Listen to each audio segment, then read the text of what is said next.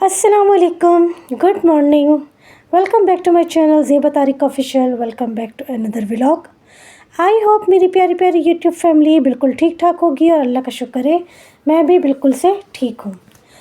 तो जी आज का व्लॉग मैंने स्टार्ट किया है सुबह से और आज मुझे बेडशीट भी चेंज करनी थी। तो घर का सारा काम निपटा कर मैंने सबसे पहले तो बेडशीट चेंज करी और जैसा कि आप लोगों ने मेरे हाथ में इलेक्ट्रिक रैकेट देखा था, तो जी मच्छर इतने आ जाते हैं कि सुबह में सफाई करने जिस वक्त मैं सफाई कर रही होती हूँ, झाड़ू लगा रही होती हूँ, उस वक्त मेरे एक हाथ में सीधे हाथ में झाड़ू होती है और उल्टे हाथ में इलेक्ट्रिक रैकेट होता है जो कि मैं अपने साथ साथ लेकर घूमती हूँ। मतलब घर का काम करते हुए मेरे लेफ़्ट हैंड में इलेक्ट्रिक रैकेट होता है, क्योंकि सुबह के वक्त भी इतने मच्छर मेरे साथ साथ घूम रहे होते हैं कि सुबह में भी अच्छे खासे मच्छर मैं इलेक्ट्रिक रैकेट से अब मार देती हूँ। और फिर जब घर का सारा काम करके बेडरूम में आओ, वैसे भी अब तो वेदर काफ़ी चेंज हो गया है, फ़ैन जो है वो काफ़ी स्लो करना पड़ रहा है, तो इस वजह से फिर मच्छर जो है ना वो बहुत ज़्यादा मेरे इर्द गिर्द घूम रहे होते हैं। क्योंकि मेरा खून है मीठा, मुझे बहुत ज़्यादा मच्छर काटते हैं, तो दिन भर भी मैं अब इलेक्ट्रिक रैकेट कंटिन्यू अपने साथ अपने पास रखती हूँ। जहाँ कहीं भी मुझे महसूस होता है, फ़ील होता है, मैं वहीं इलेक्ट्रिक रैकेट घुमा देती हूँ और अल्लाह का शुक्र है फिर मच्छरों का काम तमाम हो जाता है। थंबनेल और टाइटल से आप लोगों को अंदाज़ा हो गया होगा कि आज मैं किस टॉपिक पर बात करूंगी। रूटीन आप लोगों के सामने चलती रहेगी और साथ ही साथ फिर मैं अपने टॉपिक पर आ जाती हूं और अपना टॉपिक स्टार्ट कर देती हूं। तो जी जैसा कि मैंने थंबनेल और टाइटल में डाला है कि कमरे का सुकून औरत के हाथ में है, क्योंकि ये भी बहुत इम्पोर्टेंट पॉइंट है। जिस लड़की की अभी शादी नहीं हुई या जो अभी न्यूली मैरिड है, उसको पता होना चाहिए कि शादी को, मैरिड लाइफ को सक्सेसफुल करने के लिए ये इस चीज़ के बारे में भी नॉलेज होनी चाहिए कि कमरे का सुकून, घर का सुकून औरत के हाथ में है। यहाँ पर मैं जो कह रही हूँ कमरे का सुकून, घर का सुकून औरत के हाथ में है, वो मैं ये मेरे बात करने का मतलब ये है, मकसद ये है कि देखिए कभी कभी क्या होता है कि आपका जो लाइफ पार्टनर होता है ना, आपका हस्बैंड, क्योंकि देखिए जब मर्द घर से बाहर होता है ना, ये बात मुझे मेरी जिठानी ने बताई थी।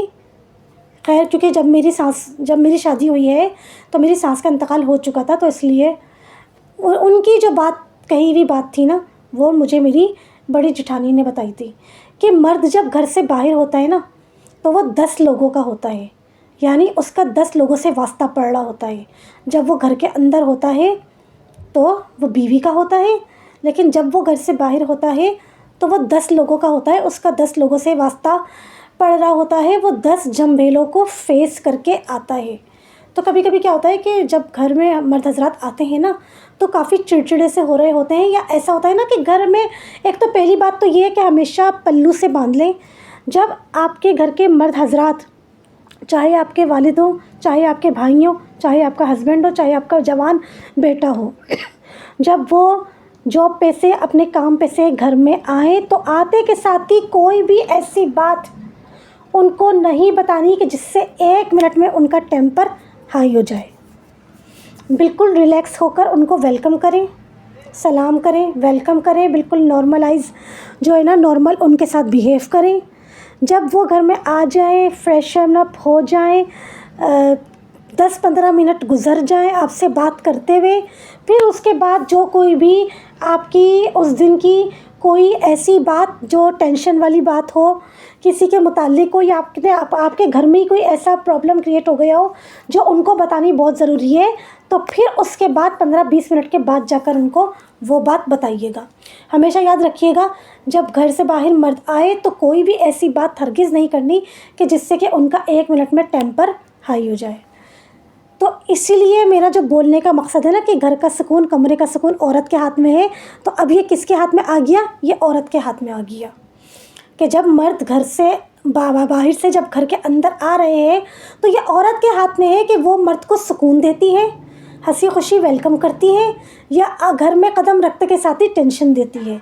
यहाँ जो मैंने अपने टाइटल मैंने रखा है ना, जो मैंने थंबनेल पर लिखा है कि घर का सुकून, कमरे का सुकून औरत के हाथ में है, तो वो 1 बाय 1 मैं आपको बताती जा रही हूँ कि किस तरीके से औरत के हाथ में है घर का और कमरे का सुकून। फिर दूसरी बात, कि अगर वाइफ एंड हस्बैंड की देखिए कुछ नहीं पता होता मैरिड लाइफ में, कभी सुबह, कभी शाम, कभी रात, कभी दिन, कभी फ़ोन पे, कभी दस्तरखान पे, अचानक कब क्या झगड़ा स्टार्ट हो जाए, किस बात पे स्टार्ट हो जाए, कुछ नहीं पता होता। क्यों? क्योंकि एक तो शैतान का सबसे फेवरेट जो काम है ना, वो है मियाँ बीवी में लड़ाई करवाना, मियाँ बीवी का आपस में दिल ख़राब करवाना। शैतान और दूसरे जो गुनाह है ना, वो करवा के इतना खुश नहीं होता जितना मियाँ बीवी का आपस में, मियाँ बीवी के ताल्लुकात ख़राब करवा के, मियाँ बीवी का आपस में लड़ाई झगड़ा करवा के, दिल ख़राब करवा के शैतान खुश होता है। तो कुछ पता नहीं होता कब अचानक क्या, किस बात पे क्या, मतलब अचानक लड़ाई स्टार्ट हो जाए, कुछ पता नहीं होता। छोटी छोटी सी बात भी लड़ाई का रीज़न बन जाती है, वहम गुमान में भी नहीं होता। तो अब ये यहाँ पर आ जाता है रिस्पॉन्सिबिलिटी औरत के ऊपर कि घर का सुकून, कमरे का सुकून औरत के हाथ में है। आपने क्या करना है? बहस नहीं करनी, दो बदू लड़ाई नहीं करनी, बदजुबानी नहीं करनी, ज़बान नहीं चलानी, खामोश हो जाओ। आपकी गलती है, आपकी गलती नहीं है, खामोश हो जाएं। मेरे और मेरे हस्बैंड के दरमियान माशाल्लाह अल्हम्दुलिल्लाह, अल्लाह नज़र बद से बचाए, अल्लाह नज़र बद से बचाए, हम दोनों के दरमियान कभी ऐसी एक्सट्रीम लेवल की लड़ाई हुई ही नहीं है। मेरे हस्बैंड अगर कभी किसी बात पे कोई ऐसी बात जो वो बात है भी नहीं, कभी हम दोनों में अगर हो भी जाती है ना, तो मैं अपने हस्बैंड को पलट कर जवाब नहीं देती। खामोशी जो है ना, खामोशी ऐसी ज़बरदस्त, ऐसी ताकतवर, पावरफुल पनिशमेंट है ना कि अच्छे अच्छे बोलतों को ना एकदम से चेंज करके रख देती है खामोशी। बिल्कुल खामोश हो जाएं, वो क्या बोल रहे हैं, क्या नहीं बोल रहे, कुछ मत सुने, क्योंकि गुस्से में ना इंसान बिल्कुल आउट ऑफ कंट्रोल हो जाता है, उसको कुछ नहीं समझ में आ रहा होता और फिर वो बाद में अपने अल्फाजों पर ना निदामत कर रहा होता है, शर्मिंदा हो रहा होता है। तो इसलिए मैं यहाँ पे फिर रिपीट कर रही हूँ कि घर का सुकून, कमरे का सुकून औरत के हाथ में है। औरत अगर अपने शौहर से या अपने घर के किसी भी मर्द से ले लें, बेटे से ले लें, जवान बेटे से ज़िद बहस करेगी, बराबर से ज़बान चलाएगी, तो घर का सुकून ही बर्बाद होता है। फिर घर से बाहर भी आवाज़ें निकल कर जाती हैं और फिर लोगों को बातें बनाने का, हंसने का मौका मिलता है। एक तो ये गलती हरगिज़ नहीं करनी कि अगर आपके हस्बैंड के साथ किसी भी बात पे कोई अनबन हुई है तो नेक्स्ट डे आप अपने ससुराल में अपनी देवरानी जिठानी को, सास को बता दें या मैके में कॉल करके बता दें। यह बात बिल्कुल भी नहीं रखनी। आपके हस्बैंड से हुई है, अभी ख़त्म हो जाएगी बात, 2 घंटे के बाद, 1 घंटे के बाद, कुछ घंटों के बाद बात ख़त्म हो जाएगी। लेकिन दूसरों को बातें बनाने का, मजाक उड़ाने का बिल्कुल भी मौका हरगिज़ नहीं दिएगा। माशाल्लाह अल्हम्दुलिल्लाह, अभी तक मेरी ये आदत है ही नहीं कि मैं कॉल करके अपनी बहनों को या किसी को भी XYZ कॉल करके मैं बताऊं कि मेरी हस्बैंड से क्या बात हुई है, क्या बात नहीं है। अव्वल तो इतनी एक्सट्रीम लेवल की होती ही नहीं है। जहाँ कहीं मेरे हस्बैंड की गलती होती है उस टाइम पर फिर वो बाद में मुझको सॉरी कर लेते हैं, और अगर मेरी गलती होती है तो मैं अपने हस्बैंड को सॉरी कर लेती हूँ। बात इतनी आगे बढ़ती ही नहीं है। हमेशा इस स्ट्रेटजी को फॉलो करिएगा, सॉरी करने में देर नहीं लगाइएगा।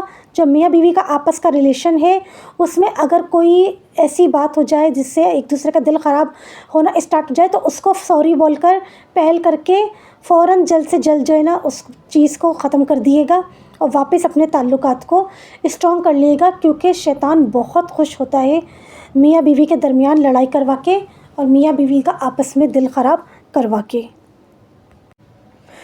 ज़रूरी नहीं है कि हर दफ़ा हम ये बोलें कि नज़र लग गई, किसी ने जादू कर दिया, कोई कुछ करवा रहा है जो हम मियाँ बीवी के ताल्लुकात ख़राब हो रहे हैं। कभी कभी क्या होता है कि हमारी ख़ुद की जो दिमाग की फ्रस्ट्रेशन होती है ना, मियाँ और बीवी दोनों की बात कर रही हूँ, तो वो किसी जो एक आध की जो फ्रस्ट्रेशन होती है वो फिर दूसरे पर निकल जाती है। कभी बीवी की फ्रस्ट्रेशन हस्बैंड पर निकल जाती है, कभी हस्बैंड की फ्रस्ट्रेशन बीवी के ऊपर निकलती है। तो ये हर बार नहीं कहा जा सकता कि नज़र लग गई या किसी ने जादू कर दिया या किसी ने कुछ कर दिया। कभी कभी मियाँ बीवी आपस में ही एक दूसरे को जो है एक दूसरे से चिढ़ जाते हैं, इसकी वजह से भी एक दूसरे में आपस में लड़ाई झगड़े हो जाते हैं और एक दूसरे से फिर ताल्लुकात ख़राब हो जाते हैं। तो कभी भी ऐसी कोई सिचुएशन हो तो सॉरी बोलने में वाइफ हो चाहे हस्बैंड हो, कोई भी एक पहल कर दें और बात को जितनी जल्दी हो सके ख़त्म कर दें। और यहाँ पर साथ ही साथ आज मैंने बनाया है आलू कीमा, बहुत टाइम के बाद, और इतने मज़े का बना है माशाल्लाह माशाल्लाह, अल्लाह नज़र बद से बचाए। बहुत ही simple quick and easy recipe है। ऑयल में पहले मैंने प्याज को फ्राई किया था, फिर मैंने उसमें डाला था कीमा, फिर कीमे को भी थोड़ा सा फ्राई किया था, फिर मैंने डाला था जिंजर गार्लिक पेस्ट, कटे हुए टमाटर, नमक, पिसी लाल मिर्च, हल्दी, पिसा गरम मसाला, और फिर मैंने कीमे की थोड़ा थोड़ा पानी डालकर 4 से 5 दफ़ा खूब अच्छी तरह भुनाई करी थी, और फिर आलू डालकर पानी डालकर मैंने आलूओं को पकने के लिए छोड़ दिया था ताकि कीमे के साथ आलू भी पक जाए और गल जाए। और अब यहाँ पर मैंने इसमें डाला है हरी मिर्चें और हरा धनिया थोड़ा सा भुनाई करते वक्त, और कीमा बेइंतहा मज़े का बना था, क्योंकि माशाल्लाह अल्हम्दुलिल्लाह जब मैं कोई चीज़ बहुत ज़्यादा ही टेस्टी अल्लाह के हुक्म से बना लेती हूँ तो मेरे हस्बैंड एक्स्ट्रा रोटी खाते हैं, तो इससे फिर मुझे पता चल जाता है कि वो चीज़ मेरे हस्बैंड को बेइंतहा पसंद आई है। आई होप आज का व्लॉग भी आप लोगों को अच्छा लगा होगा। वीडियो को लाइक कर दिएगा, फ्रेंड्स एंड फैमिली में शेयर कर दिएगा, एक अच्छा सा कमेंट कर दिएगा, और जो चैनल पर नए हैं वो चैनल को सब्सक्राइब कर दें। अपना ख्याल रखें, खुश रहें, आबाद रहें, मुझे भी दुआ में याद रखिएगा और मुझे सपोर्ट करते रहिएगा। मुझे आप सबके सपोर्ट की बेइंतहा ज़रूरत है। मिलूँगी आप लोगों से एक नए मज़ेदार से व्लॉग में एक बहुत अच्छे से टॉपिक के साथ। तब तक के लिए अल्लाह हाफिज़, गुड बाय।